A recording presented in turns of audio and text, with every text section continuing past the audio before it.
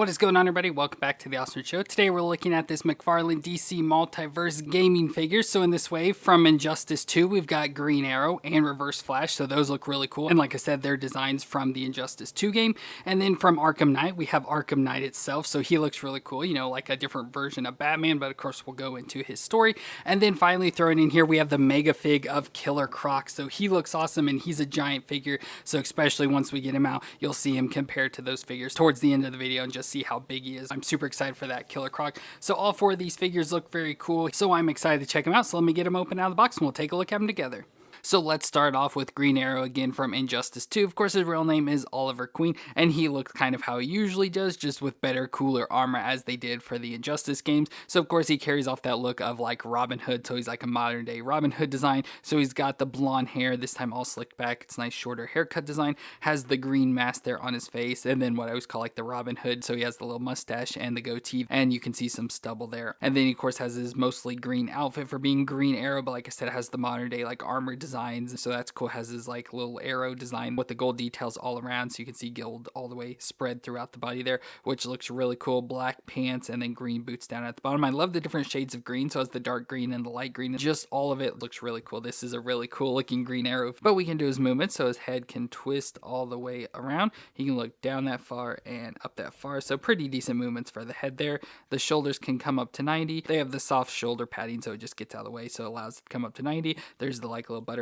joint there, of course can rotate all the way around. We get a bicep twist, the double elbow joint that can bend all the way up on itself, so really good. And then the wrist can twist around and flex on the ball joint, so wherever the flex is, so back and forth. Then I assume there is some ab crunch and stuff in there, so he can crunch back and forth, but of course his outfit's kind of in the way, so he can just a little bit rock back and forth and then twist around in there as well. We get hips that come up to 90 and out to the side. He can do the splits. No thigh twist on him, but a double knee joint that bends up that far to the back. Oh, he's very close to kicking his butt. And then we get the foot that flexes back and forth on the ball joint and can twist a little side to side with the toe joint on the end. So it's your pretty typical McFarlane, you know, all the same joints and stuff. I do have some issues getting him to stand because of his feet that I always hate with all these figures, but at least his look is really cool, which is what I always say. McFarlane can at least pull looks off really well and do a really good job with the designs. It's just the actual figure is the part that's lacking, but like I said, has some issues standing, but we get the base to pop him on. And then for his accessories, he gets his bow and arrow accessories. So we get a quiver full of arrows there. You can see it's just a big clump of arrows, and then we get the bow as well, all in green. So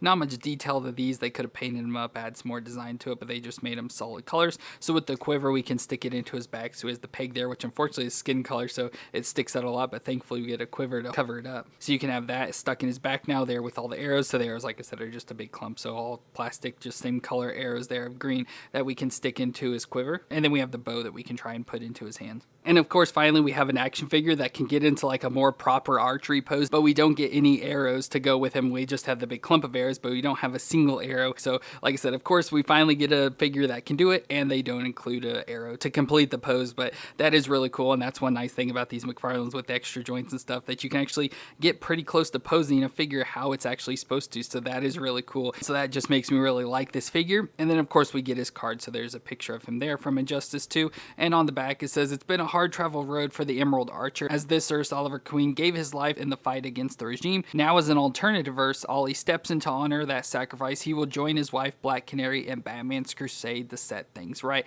So there it gives you a little backstory related to the Injustice game. But overall, I really like the look of the figure, just the Green Arrow in general. I like the design, and then being able to pose him up like this and stuff is really awesome. So I do really like this Green Arrow figure.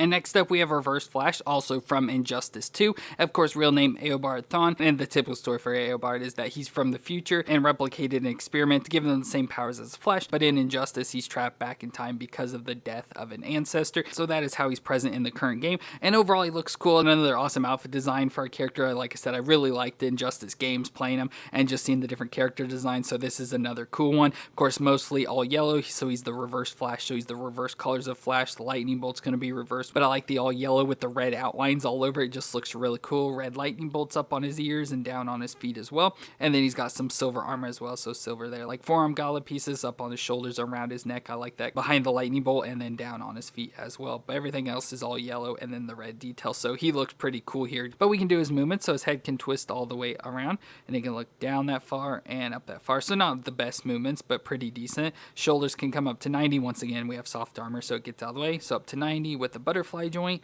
and rotate all the way around.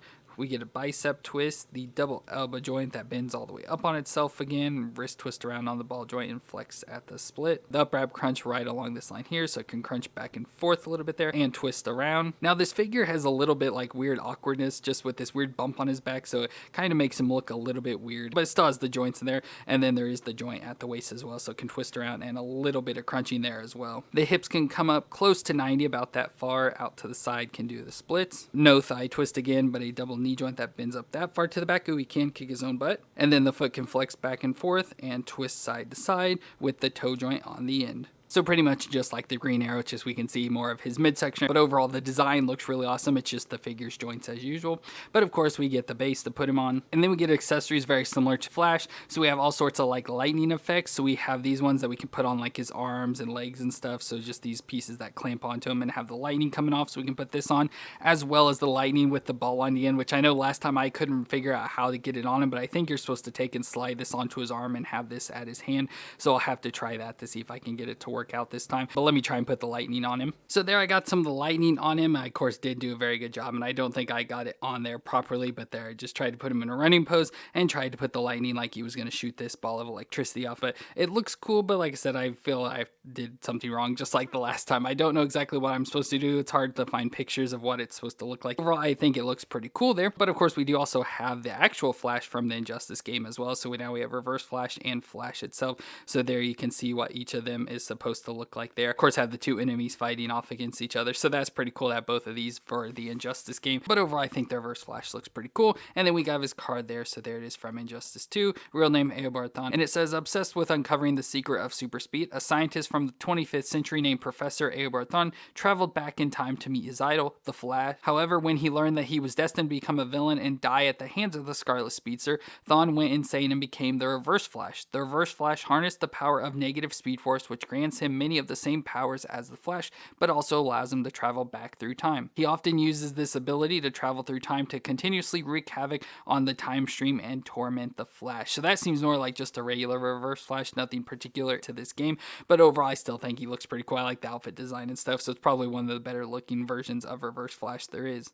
And next up, we've got Arkham Knight from the Batman Arkham Knight game, which revealed through the game this is Jason Todd. That was a militaristic version of Batman that teamed up with Scarecrow and Deathstroke to turn Gotham into a city of fear and end Batman, but in the end, Jason ended up coming to his senses and became the vigilante Red Hood by the end of the game. So overall, he looks cool. It's like an alternate version of Batman, like it said, a militaristic version of Batman. So he has all sorts of armor and military weapon and gear and stuff, but he's the Arkham Knight, so based from, Arkham and stuff. So he has what's supposed to be the A on his chest there, and Arkham like logos there on his shoulders. And overall, like I said, has the Batman look, so he has like the cowl with the ears, so it has that like Batman design with the nice blue eyes and the solid black face, but I like the metal, like gunmetal design there, which is cool. And again, like I said, the all armor, so he has armor all over his chest, up on his shoulders and forearms, and down on his legs, got some black pants, of course, a belt with all sorts of weapons and bombs and grenades and all sorts of stuff going down to the boots. So he looks really cool, just like Batman if he was sent into a military zone where he was all armored up and everything, but just looks really cool here. But for his movements, his head can twist. It's a little bit stiff, can twist all the way around there. He has this collar piece, so it's kind of getting in the way,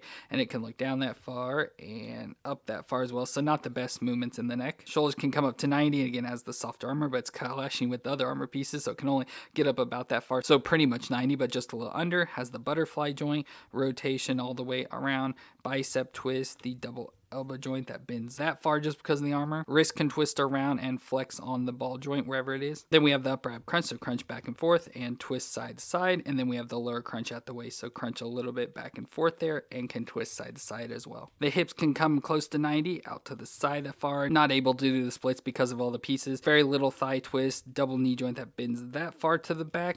And then the foot can flex back and forth, which his joints are really loose, so they easily move back and forth and can twist side to side with the toe joint on the end. So getting him to stand is more difficult just because of how weak his joints are in the ankles, so he just easily flexes back and forth, but we got the stand to help him. And then he comes with some accessories. So first off, we have the bat grapple, so just like the grapple gun we've seen with Batman. So is the grapple with the nice little hook piece there, so we have this we can put into his hand. So there's the grapple gun there, and then we also get additional grenades or smoke bombs, whatever they are there, that we can put into his other hand. I don't know, I assume with these little hook pieces you could just hook them anywhere around on his outfit. I know he has like these already, so you could put them there, but I assume you just take one and like slide it into his hand. So you can slide that in there. So there he's got both of those weapons. But we also have some guns. I think they're from Halo figures of some sort, but these guns that I think we're going to give to him, I would probably paint in black or something because they sort of look like his guns from the game. So they're these big giant sized guns that we'll put into his hands. And like I said, I think we're going to try and paint him black or something and give them to him, but let's see how it looks in his hands. So there he is with both of those guns that look pretty cool. So like I said, especially once we get him painted black, I think it'll be really cool, but that looks awesome there. And then of course we have the card there. So of course Arkham Knight from Arkham Knight game.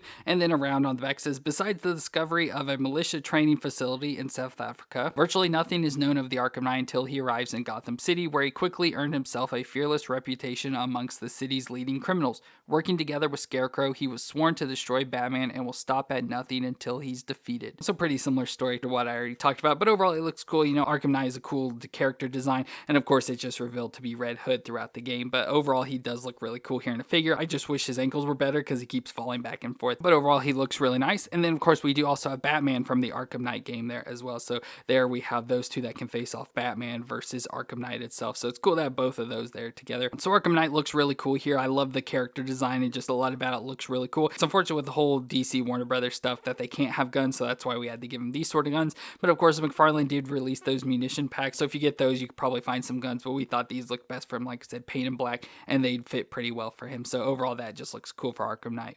And our final figure is Killer Croc from Batman Arkham Asylum. And I loved Arkham Asylum game. Like, that just made me love all the Batman series games. And Killer Croc was one of my favorite, like, fight scenes from that. I just thought he looked super cool. So he's in Arkham Asylum, so he has more of that prisoner look. So you can see he's got, like, the orange pants on. And then has the prisoner, like, shackle pieces, so the piece around his neck. He's supposed to have stuff around his arms, too, but it looks like he doesn't have any at this point. But he has them around his legs there, so you can see the shackle pieces there. So that is really cool. But, of course, our big mega fig here, so you'll see how tall he is when I bring other figures here. But he's ginormous. Of course, his real name is Waylon Jones, and he was born with a rare skin disease that turned him more into a nightmarish monster as the years went on until he began to look like this. So he pretty much resembles a crocodile, giving him his name. And in the game, we see he fights Batman in the sewers on Batman's search to find the antidote for the Titan formula. So just a really cool figure. I love the crocodile design with the skin design. So you can see like the scales and the lining, especially there on the back, looks like the crocodile. And so that's spread all the way through. Then we get his face here. Of course, has that same like darker green color there on the top with the bright greenish yellow eyes and the big mouthful of crocodile teeth there, which is cool. The shackles around him, as I point out, and the orange prisoner pants there all the way down to his feet,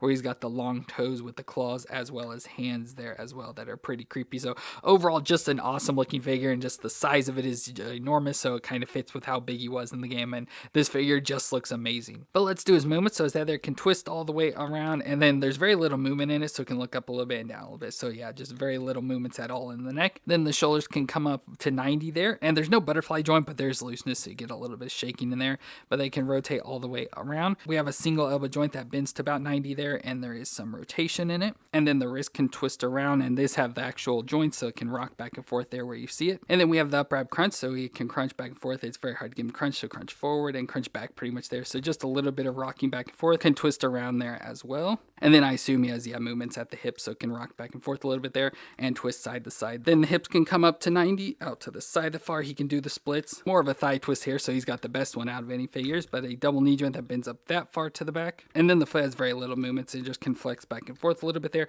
pretty much no side to side, and has the toe joint on the end. So he's a big bulky monster and has some difficult movements. He has some stiffness and like just hard to move, especially with all the points on him. So once again, it hurts to move him, but I like the joints because, you know, it doesn't have the ball joints. His feet do have some issues, and then the weakness of his legs keeps like splitting out, especially with his upper body weight. But overall, he looks really cool. Just the look of this figure and everything. I would say you pretty much can't pass this figure up. It just looks so amazing. Fortunately, he doesn't come with any accessories. He does come with the display base that we can pop him on, but he doesn't have issue standing, but we can do it just in case. And then of course, for being from Arkham Asylum, we can bring in the Batman from Arkham Asylum. So there you can see how tall Killer Croc is. So we can have, of course, those two facing off against each other, pretty much just like they did in the game. So that is pretty cool to have those two figures together. And finally, we have his card. So there's a picture of him from Arkham Asylum. Of course, Waylon Jones says, born with a rare mutation that made his skin green and scaly and grew his body to grotesque proportions, Waylon Jones was raised by an abusive aunt and bullied relentlessly for his appearance. He briefly worked as a carnival freak under the name Killer Croc, but his misanthropy grew as did his bestial nature, pushing him to a life of crime. As his physical condition and mental state deteriorate, Killer Croc becomes a more bestial foe, increasing detached from humanity. So that was a mouthful talking about him, but pretty cool just just overall to have this Killer Croc. It's such an awesome big giant figure. It looks amazing, pretty much just like he did from the game. So there's really not much to complain about this figure. Well, there's all the figures from our DC Multiverse gaming figures. The Green Arrow and Reverse Flash from Injustice are really cool. I like their outfit designs. Like I said, probably the best looking designs of figures we've had so far. Arkham Knight looks cool, just, you know, kind of like an alternate version of Batman, but giving him those guns just make him look super cool. And that Killer Croc is the best, like, figure ever. So probably one of the coolest DC Multiverse figures. It's just so awesome and I love it. So a lot of good figures in this wave here together. So I think they're all pretty good, but let me know what you thought of them down in the comments. And if you enjoyed my review, let me know with a thumbs up. Oh, and thank you all for watching. I hope you all stay awesome out there, and I'll see you in our next review.